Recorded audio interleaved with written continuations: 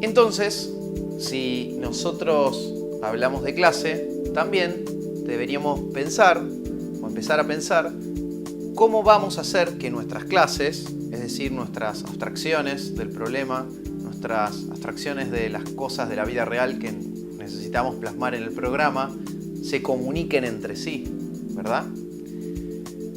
Para poder comunicarse, las clases realizan algo que se llama interfaces e implementaciones. Ahora veremos en pantalla esta diferencia y se dice siempre que dentro de una clase hay una parte que es interfaz, que es lo público, se relaciona la interfaz con algo público que está publicado para que los demás tomen, y la implementación con algo privado, algo propio de la clase que los demás no pueden tomar ni por supuesto modificar. Cuando nosotros hablamos de interfaz, lo hacemos en el sentido de que una clase pueda exponer hacia, no pensemos ni siquiera en clases, sino a otros programadores que están en el mismo equipo de trabajo, que puedan esos programadores o esos compañeros de trabajo tuyo usar las cosas que están públicas dentro de esa interfaz o de esa clase para seguir resolviendo otros problemas que se presentan dentro del sistema. Por ejemplo, nuestra clase persona puede tener un método que sea cumplir años, pero que ese método podemos definir solo sea accedido, es decir, solo sea ejecutado por la misma persona y no por otra clase o por otro objeto, mejor dicho.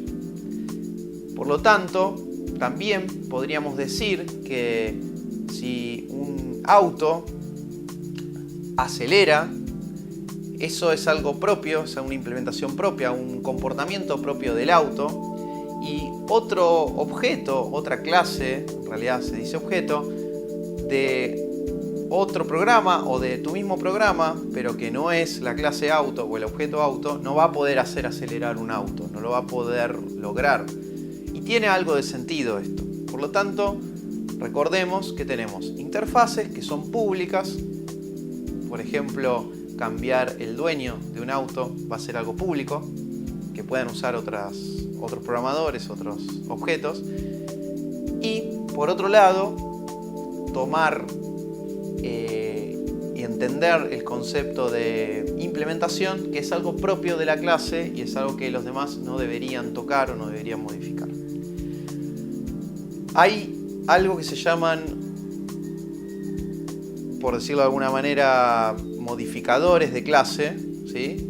Que nosotros cuando definimos o escribimos nuestras clases debemos tener muy en cuenta, y es que son tres modificadores de clase que vamos a estar usando comúnmente. Uno es el público o public, otro intermedio es el protected o protegido en castellano, pero se escribe protected en inglés, y el último es private o privado en castellano, y cada uno cumple una función distinta, bastante fácil de entender. Más que nada te va a salir con la práctica y lo vas a terminar de fijar con la práctica. Esto no es algo que debas memorizar, pero básicamente los atributos públicos se asocian con esto que hablamos de interfaz, es decir, otros objetos, otras clases pueden utilizar estos métodos, este comportamiento de la clase del objeto. A su vez, los protected o protegidos pueden ser accedidos. Los atributos o comportamientos protegidos pueden ser accedidos por la misma clase y por sus clases hijas, concepto que todavía no vimos, pero también es clave y muy utilizado en paradigma orientado a objetos. Por sus clases hijas, es decir, por las clases que comparten cierto comportamiento o atributos de la clase padre. Y por último, los métodos y atributos que se definen como private, como privados, solo pueden ser accedidos dentro del mismo objeto, dentro de la misma clase. No hay mucho más que esto, con la práctica vas a entender mejor de qué se trata, así que te propongo ponerte a hacer ejercicios.